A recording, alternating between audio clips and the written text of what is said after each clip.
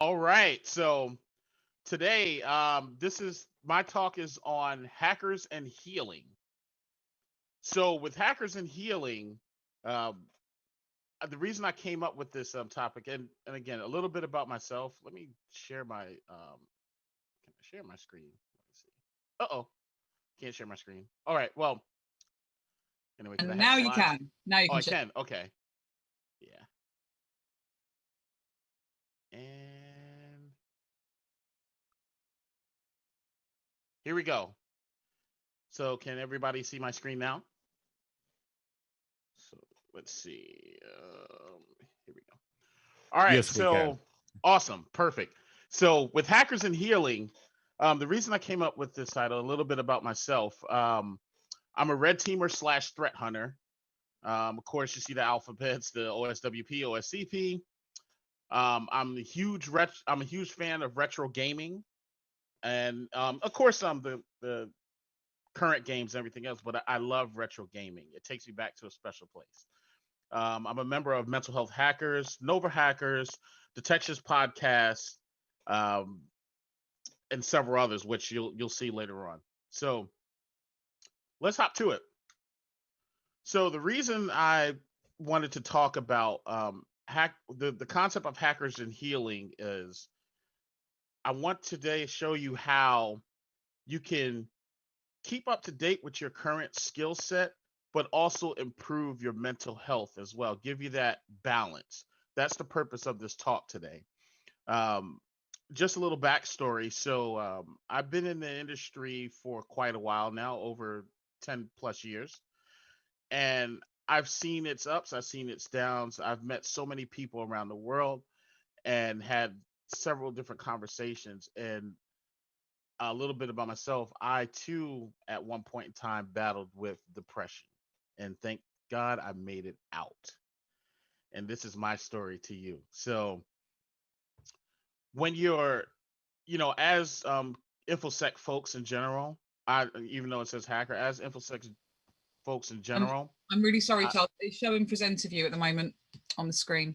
it's Um, showing what now? so like the presenter view, or I've got your whole I've got the whole screen. So Oh, I'm sorry. that's all right. Do you know what? We've had all the gremlins going on, so Ah, don't but worry. you can see the current screen, right? I can see the screen. I can see the slides down the side of it though as well. Oh, awesome. Okay. That's fine. So Whatever you want, mate. You carry on. Sorry. so in infosec in general, a lot of times we're always we're always constantly on the go. We're always constantly moving. That's why, as you see on the slide here, is that I call it the digital hamster wheel. And the digital hamster wheel, and as you can see, there's a hook Oh, there. it's There's not like a showing that. I can't really bad interrupting. It's showing. I've still got slide one. uh-oh. Let's go back. Maybe Let's see. unshare, reshare. It might just be Zoom being zoomy. Yeah, let's try that again. Let's I want see. to see the hamster wheel. I'm excited. Yeah. Charles, you may have to switch monitors, Think so. Could be. possibly. Okay. Or you might just need to share the app as the other one. That might work. Let's see. Zoom live. Zoom live. Or how about just show the whole desktop? Let's go. Let's See see if what we that got. works. Yeah, try sharing the thing. Share the whole desktop. Let's let it all out. Woo! There we go. It's still How's on that? slide one. Still on slide one. No, I put it on slide one. How about Okay, now cool. when you Slide two. switch to that? That looks That's amazing. better? Yeah, looks great. Let's go. Sorry. Awesome. Here we go. Well, this was the slide I was talking about earlier. A little bit about myself. As you can see, mental health hackers, Nova Hackers, Detections podcast, which is dedicated to 100% blue teaming, right? And of course, as you know, I'm a retro gamer, and as you can see with my little mushroom on my head. So here's the digital hamster wheel right here. Matter of fact, let's try this because I want you to see the spinning. Let's go back. Go back. Okay, it's going too fast. All right, go back one more. All right, can you see the digital hamster wheel now? It Yeah. is spinning beautifully. Yay! All right, now we're here. Okay, so with the digital hamster wheel, this is why I call it the digital hamster wheel, because at a lot of times, folks as infosec and just in any industry really, you don't have to be an infosec, but in any industry really, we're always just trying to figure it out, whether it's like trying to keep up to date, of course making time for family, employment, and a lot of us are, and especially due to the pandemic, COVID, we're working over 40 hours a week, and all of this for chasing, not just, well, even though I have a dollar bill there, everyone has their own motivations, whether it's success or greatness or whatever else. But that's why I call it the digital hamster wheel, because it's never enough. You're constantly on it. And as life has shown us time and time again, two things can either happen when you're on the digital hamster wheel. Either you're going to get off on your own, or someone's going to have to carry you off. But the wheel will continue to spin. So that's why I call it the digital hamster wheel. Now, for us, how can we obtain all of these things without having to go through, again, figuring out, like, working over 40 hours a week and fighting to make time for family, fighting imposter syndrome, and many other issues? I tell you how. And coming up, even before I even got into InfoSec community, whatever I was involved in, let's say, hey, what's the key to success? And everybody always gives you the same one word: hard work. That's it. But as life has shown me and as time's gone on, I realize that that's only a part of the puzzle. What it actually is that you need exercise, you need to get into, healthy eating, healthy sleeping patterns. Definitely, I love this one: taking time off for yourself. That is so important. I know, as like infosec folks, we like to keep going because we possibly think that we're like robots. We have to keep going. We have to keep up to date. And if we take time off, we lose time, and we lose out on something. Somebody else can take our spot. And that is so far from the truth. It's so far from the truth. Taking time off gives you that time to recharge. It gives you that time to think. And more than you really realize, it helps you solve the problem that you were actually working on by taking time off. And then you can add in the last piece of hard work, which, I mean, if we want to be successful at anything, practice makes perfect. I truly believe in that. But I also believe in the others as well too, because they make a huge difference in your lifestyle and how you approach things in life. Now, I want to just jump to the healing part. We've got to, we know what the problem is. We know what we're going through. We know what we're doing here. And now let's get to some healing. Um, for me personally, this is what's helped me. Starting out by, let's just get physical. And you don't have to be like in the Gold's Gym and lifting like 1,000 pounds to get physical. It could be just a simple walk. We can just start by walking. Just, put in your earbuds or your headphones and just go take a walk. Look at what's going on outside. It's still, the earth is beautiful, and I think we all should just take a look and sit down and look at what's going on around us, in light of everything that's happening. But getting out, getting physical, whether it's weightlifting, whether it's yoga, that's truly helped as well too. Just doing yoga exercises has really helped out a lot too, along with just basic stretching. I think, like, in early in the morning when I first get up, the first thing I do, take a quick deep breath, and then get into just basic stretches, and then I go out and actually, either if it's a yoga stretch or if I just want to go take a walk, but just do something physical. Get up out of those chairs and just and do something that you enjoy. That helps with the blood flow. That helps with the thinking process as well when you're working on specific problems in infosec. That's part of the healing. This is the beginning part of the healing process, getting physical. Another thing I wanted to point out, and this is just some of the things. If you don't have any ideas, I wanted to, throw some ideas out there. As you can see with number 39, I put in yoga. I think that's truly fun for me, but for others, here's some ideas. If you can't think of anything, here's some ideas on, what you can get into as far as like hobbies is concerned.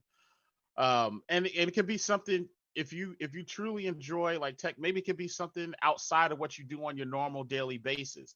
Like if you're a blue teamer, maybe you want to look into just hardware or whatever else, but just something outside of your daily normal job, far as like with hobbies is concerned. For myself personally, I've started taking up like just like cooking. Not trying to be Wolfgang Puck and a chef, but I just want to be decent at cooking. So I figured, you know what, I'm gonna take that up as a hobby, and I have several different hobbies. So that's just one of them. Another one is mechanical keyboards. I love mechanical keyboards. It's just something about it that just says art, like the beauty of the keyboards and the patterns of how the keys work. It's just a beautiful thing for me, and it helps me relax, and it takes me back to a place. So as do retro gaming, it takes me back to a place where times were simpler. It's more of like that's like my zen. So I challenge everyone, whoever's watching today, try to find your zen, whether it's within a hobby or whether it's just spending time with folks. That could be a hobby as well. You can plan game night, game board night. You can do so many different things. So hobby just doesn't have to be something that's physical. It can be something as mental as well too. So you can get into, if you're, and this is all part of the healing process, to getting off of that digital hamster wheel. You can also get into looking into mental health, looking into therapy, looking into helping others. That's I you know Me personally, I think that's an awesome thing when you can help others as well. Putting a smile on someone's face, and that's for free. Putting a smile on somebody's face is for free. So these are things, definitely, would want to check out. I mean, it's pretty awesome what you can do once you pick up a hobby, and then you can show other people those hobbies, and they can put a smile on their face. So the energy's always infectious, and I love it. Now, another part of the healing process: stop overextending yourselves. It's okay to push back on certain projects. It's okay to say no. It's okay to again, this is the whole process of taking time off. You know, you can't, it's impossible to do great work or great things in general if you're overextending yourselves, because now you have to look at, okay, what am I doing over here? Okay, I'm on this schedule, and as you can see, as the young lady in the middle, she's trying to actually work on something on her laptop, but then the kid's hanging off her neck, and then things need to be done around the house. You see the other pick here, which is my favorite pick. You're walking, everything's burning up around you, but you're still walking forward to try to do something else instead of extinguishing the fire that's burning up around you. These are things, overextension can lead to so many different things. And this is why it's truly important just to have that balance, and to have that, you know what? I already have five things on my plate. I don't need a sixth one. I'm gonna pass on this project. And it's okay to say that. That doesn't make you any less of anything to just say no. No. Go back. Well, it's kind of switched around here. So go back to over. I'm gonna stay with this. Gonna go with my slide right here for now, but still want to just keep talking. Again, I'm not a big slide person. I love to have conversations and just talk. But in general, I think if anything, this pandemic should show us that, hey, it's okay to take a step back. I think this is showing us we need to just take a step back and reevaluate everything that we're doing.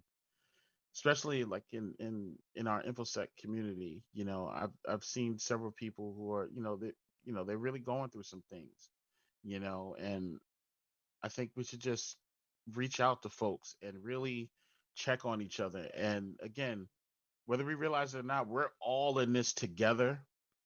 And I definitely want to see all of us come out together because it's so important. And I personally, if you've never met me in person, or if you've ever seen me online on the BSD Bandit on Twitter, I personally have a passion for people and what's going on. And I love when other folks are doing great. I love when other folks are just getting into their hobbies and making change. And that's why I wanted to just take a break from just my typical talks, which was related to like red teaming and blue teaming. I wanted to talk about hackers as humans and going through a healing process, because we're all in need of healing. I try to heal every day, because with everything that's going on out there, it's sometimes just everything that you see on the news and everything. And that's another thing.